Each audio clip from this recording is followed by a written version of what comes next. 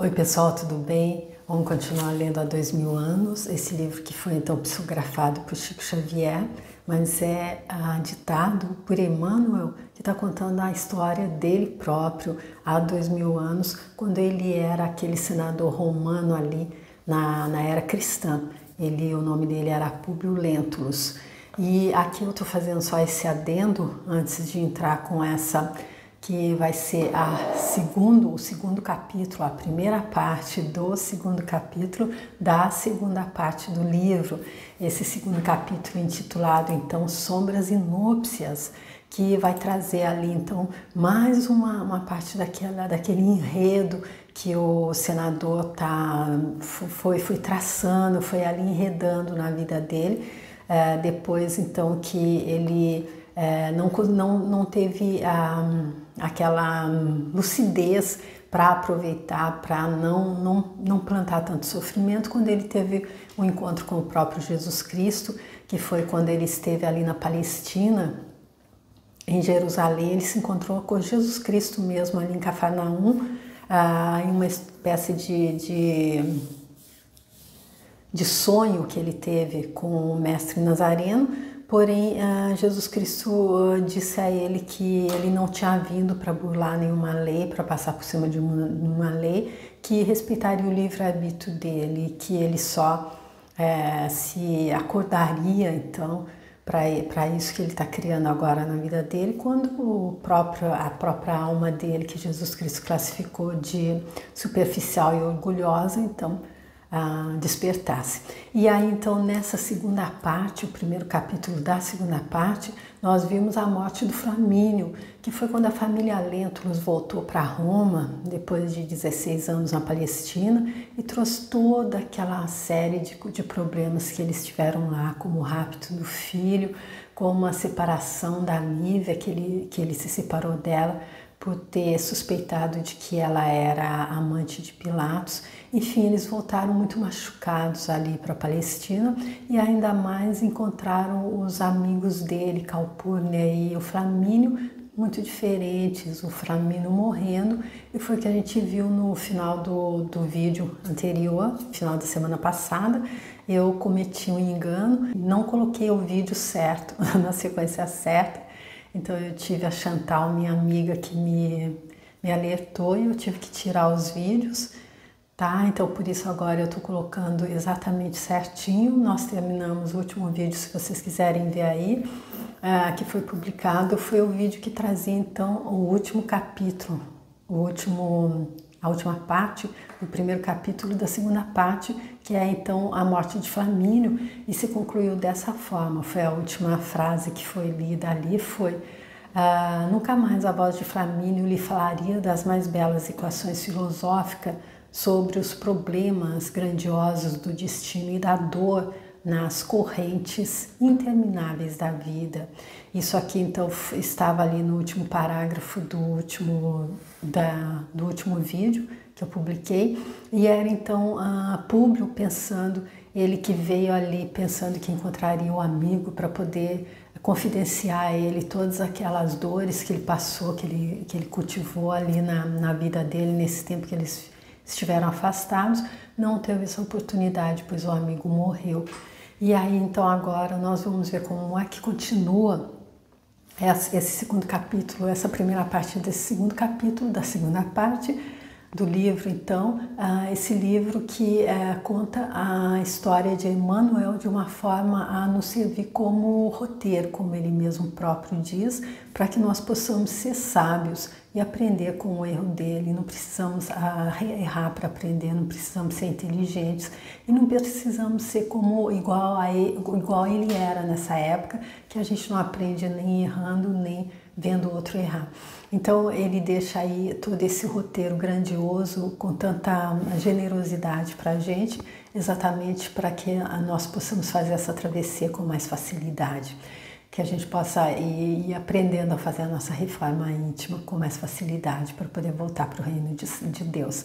E aí então eu peço a Jesus Cristo que possa nos guiar, então, eu na leitura, vocês no entendimento, que os comentários que eu tenha feito sejam salutares e não para que sirvam para ajudar na compreensão e não o contrário. Tá bom, gente? Então, colocando de novo tudo nos trilhos, a partir de agora os vídeos vão sair certinhos, tá bom? Vamos lá para a leitura, então. Sombras e núpcias. E a gente vê aqui, só voltando um pouquinho, que na morte então do Flamínio, quem estava ali, quem foi recebê-lo, foi quem a Lívia rezando, então ela notou a presença de Simeão. E aí um ponto que eu queria ressaltar é que Simeão, pelo menos nessa história, nessa encarnação, eles não devem ter se cruzado, ele não conhecia o Flamínio, pode ser que ele já teve outras oportunidades de conviver com ele, mas não como Flamínio. Então por que é que ele estava ali para recepcionar, para facilitar a passagem dele? Por quê? Porque a Lívia, que era amiga dele lá, a gente viu tudo o que aconteceu entre ela, a Ana e Simeão lá na Palestina, ela era uma amiga e ela intercedeu, ela pediu a Deus, pediu a Jesus Cristo, pediu a Simeão e ele veio. Então aquela coisa de que realmente ninguém deve largar a mão de ninguém, uma amizade, uma amizade verdadeira é um tesouro. Então aqui o segundo capítulo é Sombras e Núpcias. Às exéquias de Flamínio compareceram numerosos afeiçoados do instinto, além das muitas representações sociais e políticas de todas as organizações a que radicara seu nome digno e ilustre. Entre tantos elementos, não podia faltar a figura do pretor Salvio Lentulus, que, nas homenagens póstumas, se fez acompanhar da mulher e da filha, que fizeram o possível por bem representar a comédia de suas fingidas mágoas pela morte do grande senador junto de Calpurnia, que se debulhava nas lágrimas dos seus mais dolorosos sentimentos. Então aqui a gente voltando ali para recordar, então quem é Salvio Lentulus? É o tio do Públio, que foi quem o recebeu, porque na época ele estava servindo ali em Jerusalém, ali na Palestina, foi ele que o recebeu. E quem é a mulher dele? A Fúvia, aquela que ali, um momento em que foi enterrado mesmo aquela faca, aquele punhal ali no coração do senador, foi ela, digamos, se tivesse uma pessoa para segurar isso, se fosse realmente... Se trouxesse assim para a realidade palpável, seria a Fúvia ali segurando esse punhal, porque foi ela que o levou para aquela janela ali no palácio do governador Pilatos e mostrou a ele que Lívia estava saindo daquele compartimento íntimo ali, onde Pilatos recebia as amantes dele. Porém, a gente já entendeu tudo que passou ali, ela não era amante dele, mas isso para você, se você não viu, está nos capítulos anteriores, nos vídeos anteriores, tá bom? Mas só para ver, então, em que situação poderia estar se sentindo aqui o senador, que estava ali também no velório do amigo, e aí quando ele sabe que Fúvia é a única, então, que sabe, que conhece a história real, que ele acredita, intimamente ele sabe que a mulher dele não é adúltera, não fez aquilo, porém o orgulho dele não o deixa de mentir. E ele acredita que então a Fúvia divide esse segredo e ele, como orgulhoso que é, ele deve ter se sentido muito mal ali na presença delas, que estavam representando bem, fingindo, como Emmanuel está dizendo aqui, mágoas pela morte do grande senador. Ali mesmo, no Palácio dos Severos, encontram-se os membros da família Lentulus, com a evidente aversão de Públio pela presença da esposa do tio, enquanto as senhoras trocavam impressões dolorosas na afetada etiqueta das trivialidades sociais.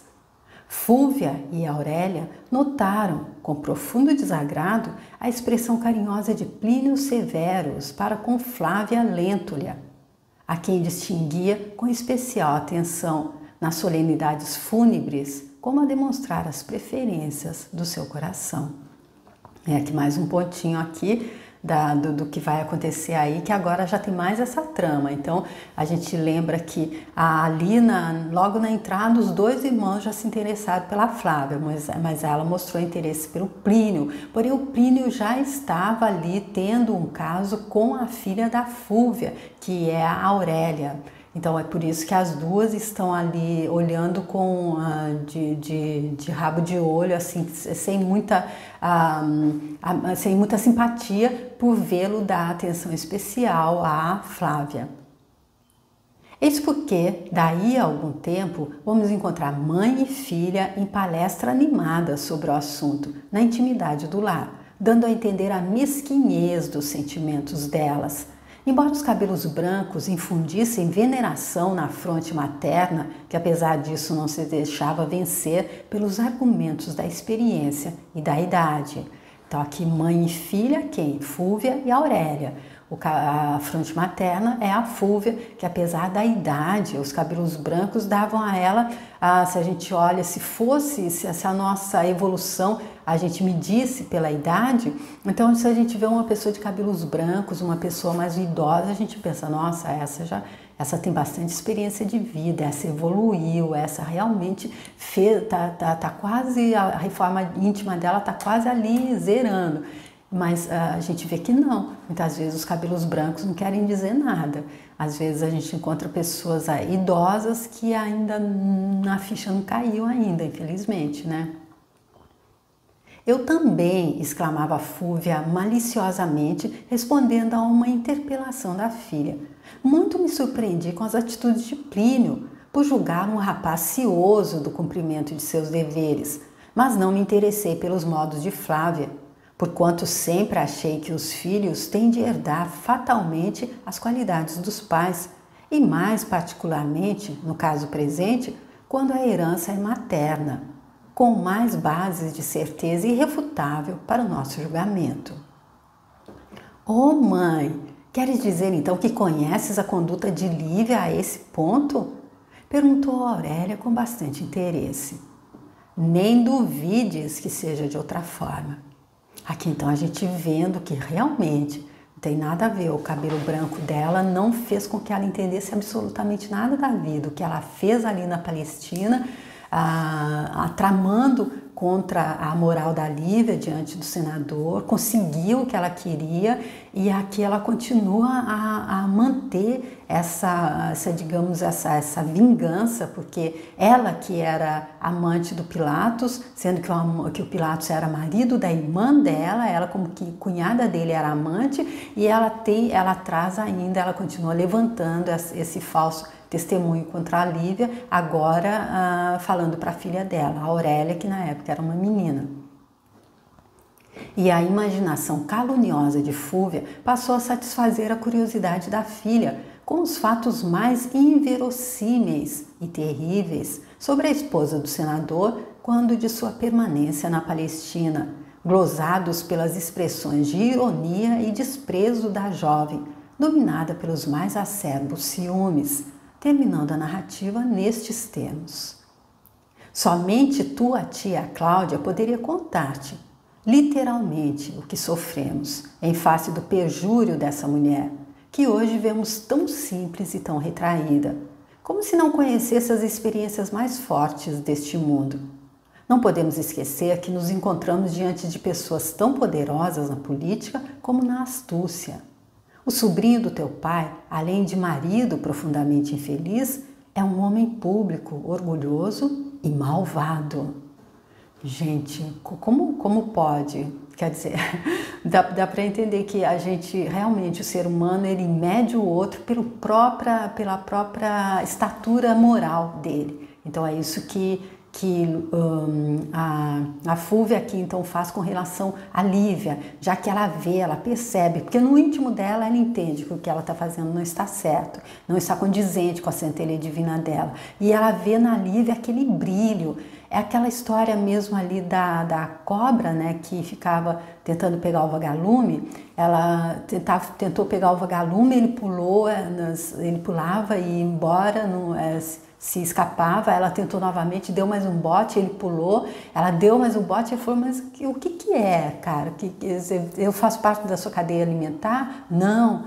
Eu te fiz alguma coisa? Não. Então por que você quer me comer? Por que você quer me matar? Porque você brilha. Então é isso. A Fúvia, ela não suportava ver o brilho da Lívia. E ela sabendo que ali no fundo dela, ela sabia que ela tem o mesmo brilho, porém ela estava mascarando esse brilho com lama, com a atitude moral dela. Essa atitude moral baixa, infelizmente. E ela continua. Não me consta houvesse ele corrigido a esposa descriteriosa e infiel depois de haver verificado com os próprios olhos a traição conjugal dela. Mas bastou que ela o fizesse sofrer com suas deslealdades para que todos nós, os romanos que nos encontrávamos na Judéia, pagássemos o fato com os mais horríveis tributos do sofrimento. Aqui então ela se refere ao momento em que Públio, depois que ele entendeu, que ele acreditou, levado por ela, que a mulher dele, a Lívia, tinha um caso com Pilatos, aí então ele resolveu, pediu que os dois fossem trazidos, a Fúvia e o tio dele, o Sálvio, fossem remanejados novamente para Roma, e foi averiguar, foi como que diz, fiscalizar a administração de Pilatos, que também foi banido, e dali ele foi para um local que eu não me lembro agora, para as Gálias, e lá ele se suicidou. E ela continua.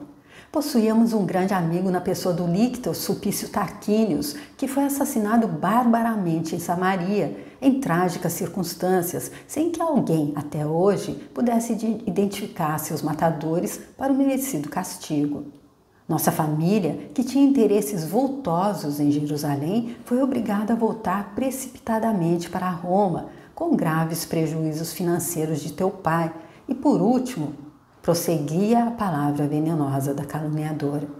O grande coração do meu cunhado Pôncio sucumbiu sob as provações mais injuriosas e mais rudes. Destituído do governo provincial e atormentado pelas mais duras humilhações, foi banido para as Gálias, suicidando-se em Viena, em penosas circunstâncias, acarretando-nos inextinguível desgosto. Então aqui a gente vê que ela pinta aqui o governador Pôncio Pilatos como um santo. Aqui ela dizendo o grande coração do meu cunhado, que ela não disse para a filha dela, que era o amante dela também. E depois, com relação à morte do Tarquínios, a gente lembra que a morte do Tarquínios aconteceu quando ele estava caçando a Ana, porque ele queria possuí-la de qualquer maneira, porque ele, como romano, ele tinha direito. Ela deveria se submeter aos caprichos dele para satisfazer os desejos dele. Ele que estava ali mancomunado com a Fúvia para acabar com a reputação da Lívia diante do senador também, e a combinação dele, ele estava fazendo isso porque ele também não tinha lá muita clareza do que seria moral, e exatamente porque ele queria que a Fúvia fosse amante dele também. Então a gente vê onde é que está, em que estatura está a moral deles, e ela colocando a história de uma forma completamente irreal e não verdadeira aqui para a filha dela. Em face dos martírios suportados por Cláudia, em virtude da nefasta influência dessa mulher, não me surpreendo, portanto, com as atitudes da filha, procurando roubar-te o noivo futuroso. Quanto veneno, né, gente? O pior é que o veneno vai escorrendo assim, depois fatalmente ele volta de alguma forma, ele se impregna novamente na própria pessoa que está destilando, acredito.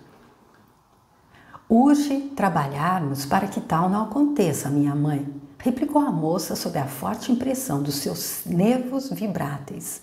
Já não posso viver sem ele, sem a companhia dele. Seus beijos me ajudam a viver no torvelinho das nossas preocupações de cada dia. Fúvia ergueu então os olhos, como a examinar melhor a ansiedade que se estampara na fisionomia da filha, redarguindo com ar inteligente e malicioso. Mas tu te vens entregando a Plínio dessa maneira? E olha quem pergunta, né?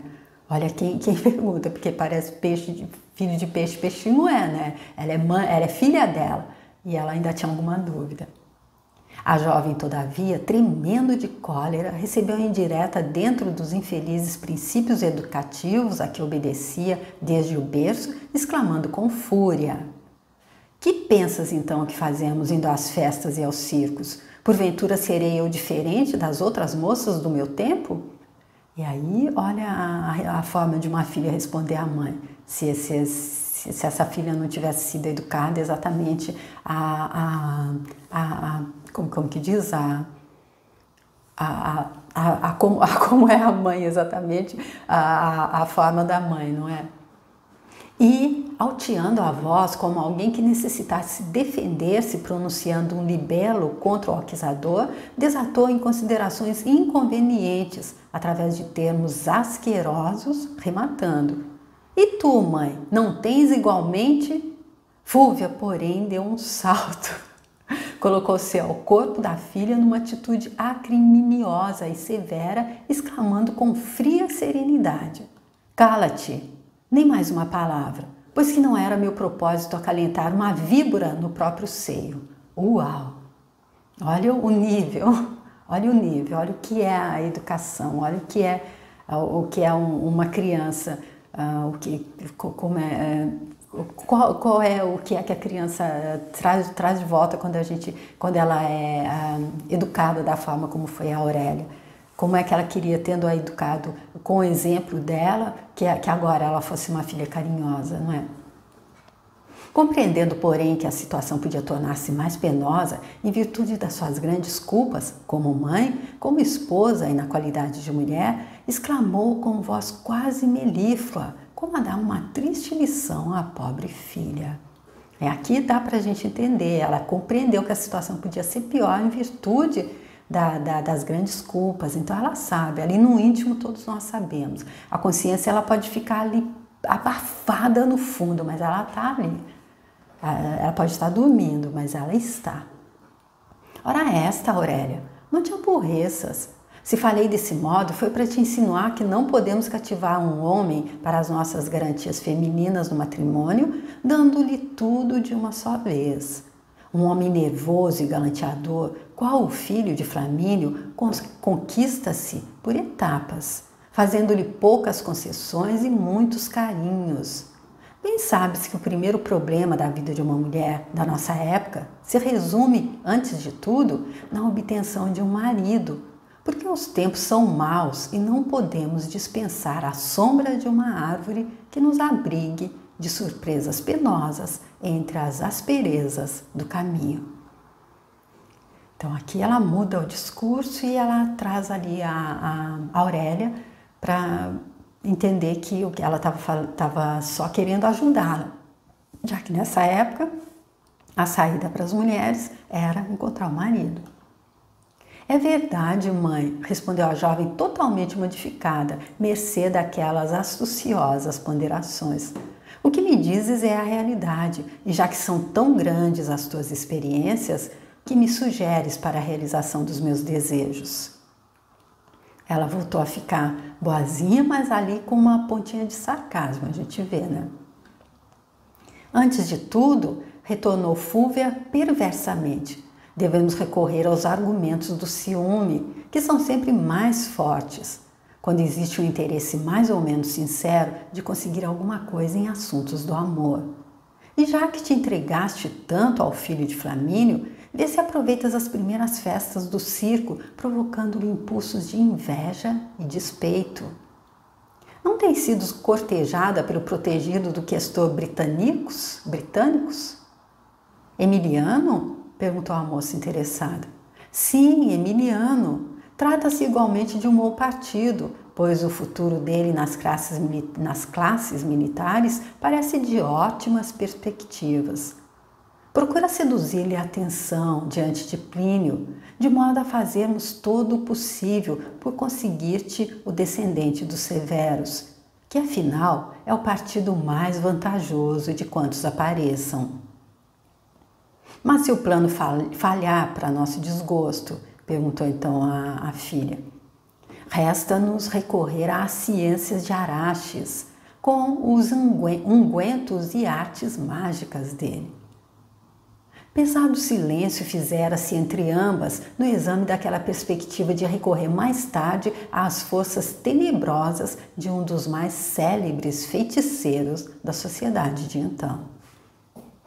Ou seja, moral zero e escrúpulo nenhum, não é? Porque se não der certo esse plano, esse planinho rasteiro ali que elas estão fazendo para conseguir a atenção do Plínio de volta, que é praticar, fazer ciúme contra ele, se não der certo, elas simplesmente vão recorrer a um feiticeiro da sociedade. Dias se passaram sobre dias, porém o filho mais moço de Flamínio não voltou a cortejar a filha do pretor Salvio Lentulus. E quando, daí a algum tempo, voltou a frequentar os circos festivos e ruidosos, não teve grande surpresa, encontrando na intimidade de Emiliano aquela a quem se sentia ligado tão somente pelos laços frágeis e artificiais da lascívia e dos hábitos viciosos do tempo. Aurélia, todavia, não se conformava intimamente com o abandono a que fora votada, planejando a melhor maneira de exercer oportunamente sua vingança, porque Plínio, ante as vibrações cariciosas do amor de Flávia Lentulha, parecia um homem inteiramente modificado. Afastara-se espontaneamente dos bacanais comuns da época. Então, aqui os bacanais a gente entende que vem ali do deus Baco, que também era... Qual era o outro nome dele? Esqueci o nome do deus Baco, que é o deus do vinho, dos prazeres. Então, as pessoas... Era aquelas festas, tipo as orgias que aconteciam se não me engano, na Grécia, que os romanos, então, copiavam ali nessa época. E é daí que vem o nome bacanal. Então, quando a gente diz vamos fazer um bacanal, então, referindo-se a esse tema aqui. Parecia mesmo que uma força nova o guiava agora para a vida, talhando-lhe de novo o coração para os ambientes caridosos e lúcidos da família. E olha, gente, aqui... Com a Flávia, que não era um amor verdadeiro, ele estava com a Flávia, não, com a... Como que é o nome dela? A Aurélia, a filha da Fúvia, ele tinha um caso com ela. Quando ele se encontrou ali com a Flávia, quando eles voltaram, os pais dela e ela voltaram da Palestina, ele logo se interessou por ela. Porém, com a Aurélia, o que acontecia entre eles, eles estavam ligados apenas pelas vibrações... sentia-se ligado somente pelos laços frágeis e artificiais da lascívia e dos hábitos viciosos do tempo. Então, ali no livro Capitão da Minha Alma e Senhor do Meu Destino, o Napoleão Hill diz que nós somos muito influenciados pelo meio, pelo nosso meio. E ele diz mesmo, muita atenção a quem você se associa.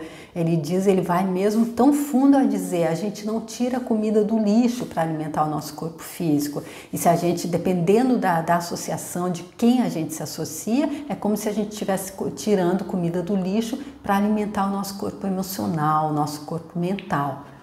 Então, aqui já com o amor da Flávia, as vibrações cariciosas do amor de Flávia, então conseguiram transformá-lo. Então, o que faz então a influência aqui? Como é importante se prestar atenção ao nível de moral da pessoa a quem a gente está se associando.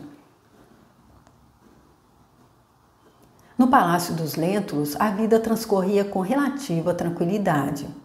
Calpurnia passava ali os primeiros meses, depois do falecimento do marido em companhia dos filhos, enquanto Plínio e Flávia teciam o romance deles de esperança e de amor nas luzes da mocidade, sob a bênção dos deuses, de quem não se esqueciam, na culminância radiosa da doce afeição dele. Aliando-se das inquietações da época, Plínio recolhia-se sempre que possível aos aposentos no Palácio do Aventino, entregando-se à pintura ou à escultura, em que era exímio, modelando em preciosos mármores belos exemplares de Vênus e de Apolo. E olha que mudança, olha o que ele pintava aqui. Vênus, a deusa do amor, Apolo, o deus do sol, das flores, das artes. que eram dados a Flávia como recordação do seu intenso amor. Ela, por sua vez, compunha delicadas joias poéticas, musicadas na lira por suas próprias mãos, oferecendo as flores d'alma ao noivo idolatrado, em cujo espírito generoso colocara os mais belos sonhos do coração. Apenas uma pessoa não tolerava aquele formoso encontro de duas almas gêmeas. Essa pessoa era Agripa. Desde o instante em que vira a filha do senador no porto de Óstia, pensou haver encontrado a futura esposa. Supunha-se o único candidato ao coração daquela jovem romana, enigmática e inteligente, em cujas faces coradas brincava sempre um sorriso de bondade superior, como se a Palestina lhe houvesse imposto uma beleza nova, cheia de misteriosos e singulares atrativos. Mas, à vista dos projetos de casamento do irmão com Flávia, os planos dele haviam fracassado totalmente. Debalde presumira haver encontrado a mulher dos sonhos, porque a ternura, os caprichos dela pertenciam ao irmão unicamente. Foi por esse motivo que, de par com o retraimento de Plínio Severo dentro do lar para a organização de seus projetos futuros, Agripa se desviara para uma longa série de atos impensados, acentuando cada vez mais a feição extravagante da sua personalidade, preferindo as companhias mais nocivas e os ambientes mais viciosos. Mais uma vez aqui a gente vendo então o que é também o relacionamento em casa, como é que faz. Se a gente vê que os jovens, especialmente, se estão saindo e encontrando, digamos, más companhias, a gente tem que ver o que é que está acontecendo com ele dentro de casa. É aqui esse exemplo aqui que eu acredito com esse trecho, então, da vida de Emmanuel, do senador Públio Lentulus, que Emmanuel disse que abriria essa página da intimidade dele com o único objetivo de estar nos dando um roteiro. Então, para quem é mãe de adolescente, se o filho tá saindo aí, tá dessa forma como a Agripa se encontra, o que é que ele está encontrando em casa? A Agripa aqui tinha o problema que a mulher amada estava nos braços do irmão, mas às vezes não é isso, pode ser outra coisa, pode ser inúmeros outros fatores.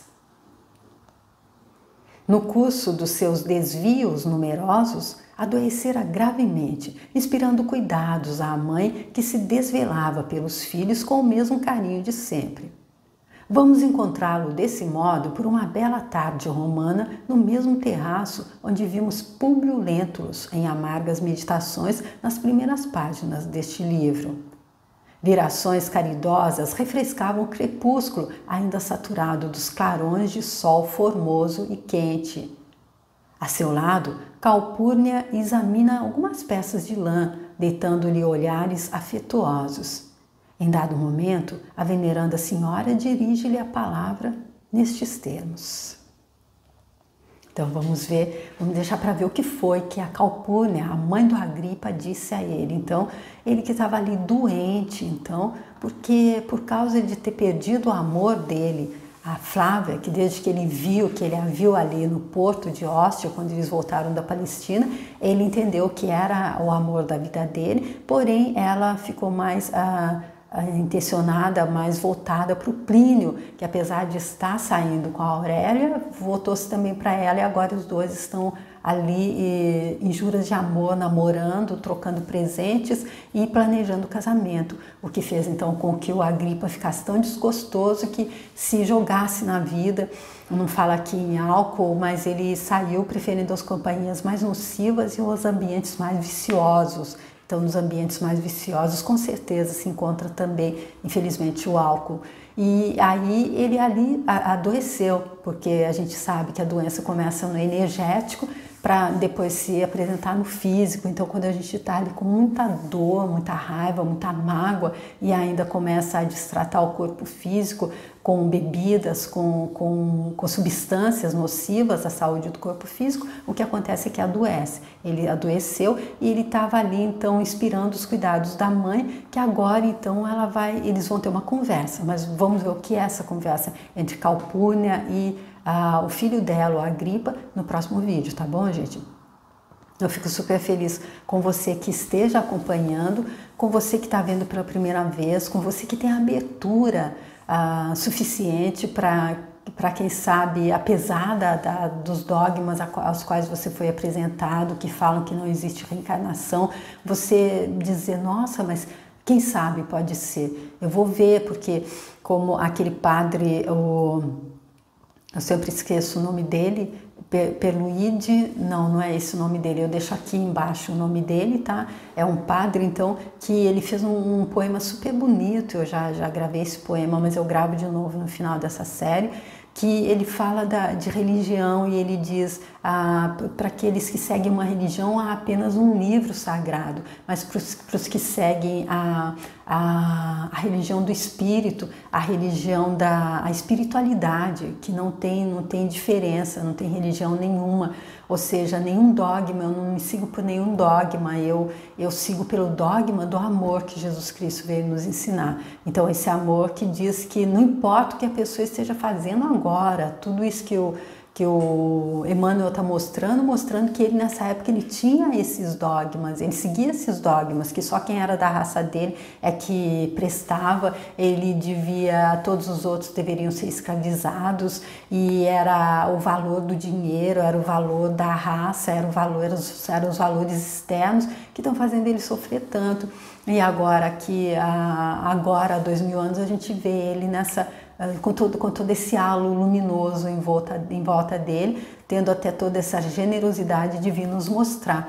Então é isso, se a pessoa segue por esse estar totalmente fechada, como eu disse no início, o legal é entender que todo mundo vai entender, e eu acredito que ainda que eu não esteja, nessa realidade não existe absoluto, ainda que eu não conheça a verdade absoluta, plagiando Guimarães Rosa, no livro Grandes Sertões Veredas, eu não sei de nada, porque eu estou sob o chá do esquecimento, mas eu desconfio que a verdade absoluta é o amor incondicional que Jesus Cristo veio nos ensinar. E se é amor incondicional, eu não posso de jeito nenhum, assim como o Públio nessa época acreditava que os romanos eram superiores, a raça dele era superior e devia escravizar mesmo os outros, e ele como senador tinha ainda o poder de condenar alguém porque jogou um pedregulho só, condenar essa pessoa à morte, e depois não atendeu o apelo do pai pedindo pela pessoa. Tudo isso, quando a gente tem esse entendimento, quando a gente pensa dessa forma, é porque a gente não entendeu a mensagem de Jesus Cristo. Ele não entendeu, e você hoje que ainda tem, você que me escreveu, que ainda tem esses dogmas de que Deus vai separar os bonzinhos com ele e os mauzinhos vão para o inferno, onde há o diabo, que é a contrapartida de Deus, é a mesma coisa. É por isso que o Emmanuel está trazendo essa oportunidade da gente entender. Então, se você quiser se abrir agora e entender, eu acredito que é um adianto na sua evolução. Porém, se você não quiser, como Jesus Cristo disse, você tem livre-arbítrio. Ninguém pode dizer, não, você vai entender agora. De jeito nenhum. Essa é a minha forma de entender. Mas quanto tempo eu passei sem entender? Tá bom?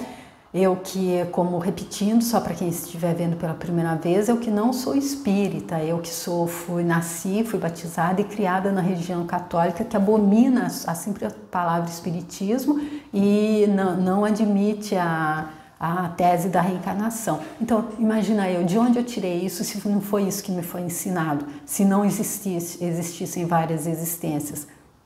Existissem várias existências, é bom, mas enfim, eu trago para vocês isso para você que está aberto para entender, e para você que já começou a puxar ali o fiozinho da meada, você ainda está ali seguindo os dogmas, mas alguma coisa te diz, então que esse livro possa ser contribuição para você. E se você quiser passar para alguém também, compartilhar para alguém, se você quiser deixar sua curtida, me mandar uma mensagem, ainda que não seja, que você não concorde, eu disse para a pessoa que me mandou a mensagem, não é debate, mas se você quiser compartilhar comigo o seu pensamento, com certeza eu respeito completamente quem pensa diferente de mim, tá bom? E se você quiser se inscrever no canal, tem os outros livros, que eu deixo aqui também o que eu fiz, que foi também do Chico, psicografado por Chico Xavier, que são Paulo e Estevão e Boa Nova, e tem os outros, muitos outros lá, como do Napoleão Hill, tá? Se você quiser dar uma olhadinha no canal, eu vou ficar super feliz. Muito obrigada e até o próximo vídeo. Tchau!